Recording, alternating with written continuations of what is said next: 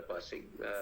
Maybe at some stage we will consider this aspect, but yes, of course, as of now it is at a drawing board stage only, and maybe at the material time we'll come and share our plans in this direction. Remember that you can catch Daybreak Middle East every Sunday to Thursday morning right here on Bloomberg Television. That's at 8 a.m. Dubai time. We'll join us then. This is Bloomberg. I'm David Weston. Bloomberg Television is reinventing one of the most iconic brands in financial television for a new audience. Join me to see the news program for the clever investor. This is Bloomberg Wall Street Week.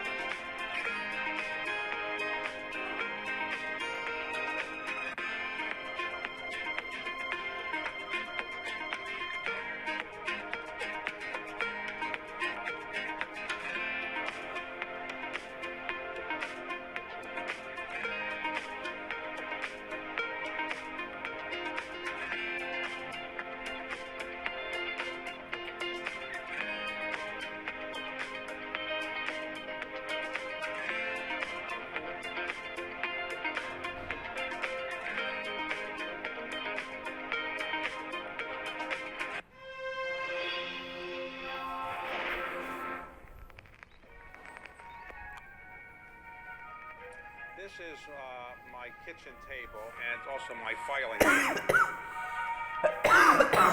Over much of the past 3 decades, I've been an investor. The highest calling of mankind, I've often thought, was private equity. And then I started interviewing. Well, I watch your interviews because I know how to do some interviews. I've learned in doing my interviews how leaders make it to the top. I asked him how much he wanted. He said $250. I said fine. I didn't negotiate with him, and I did no due diligence. I have something I'd like to sell, and how they stay there. You don't feel inadequate now because being only the second wealthiest man in the world. Is that right? Klaus Schwab is the entrepreneur, the engineer, the economist, and the maestro who has organized the World Economic Forum over the past 50 years. And over 50 years, it's been a place where the elites of the world have gathered to talk about global issues. I've been a member of the World Economic Forum board for a number of years, and I've seen up close the extraordinary skills of Klaus Schwab. So, Klaus, let me ask you, in the end of January, for the last 50 years or so, the elites of the world, the most famous business people, the most famous heads of state, gather in Davos to talk about various global issues. This January, is that going to be possible? Yes, they will come together again during the usual Davos week, but of course in a virtual form. It's so important to look at the agenda of 2021 and to shape the agenda. We are at the crossroads, but the virtual meeting is not enough. So we combine it with a meeting where people really physically will meet again later in May. Hopefully, vaccines and progress in testing will allow us to do so. Now, last year, President Trump spoke, and you've had Xi Jinping in recent years. You've had Vladimir Putin, President of France, the Chancellor of Germany, leaders from all over the world. To get these leaders, do you have to call them and say you're personally invited, or do they call you and say, I want to come? No, usually the presence is a result of longer friendship in certain cases, or at least relationship. Just look at, I take a case, for example, Mrs. Merkel. When Chancellor, or Mrs. Merkel at that time, when there was the fall of the wall, and by the way, the World Economic Forum was very engaged and essential in the German reunification, because Chancellor Kohl and his East German counterpart met the first time in Davos and decided to go ahead with the unification. But at that time, there was a young member from Eastern Germany appointed to the cabinet as environmental minister, and we made her a young global leader. And she came regularly to Davos, and so out of, let's say, this first invitation, regular participation has developed over the last years. And I could go on and on.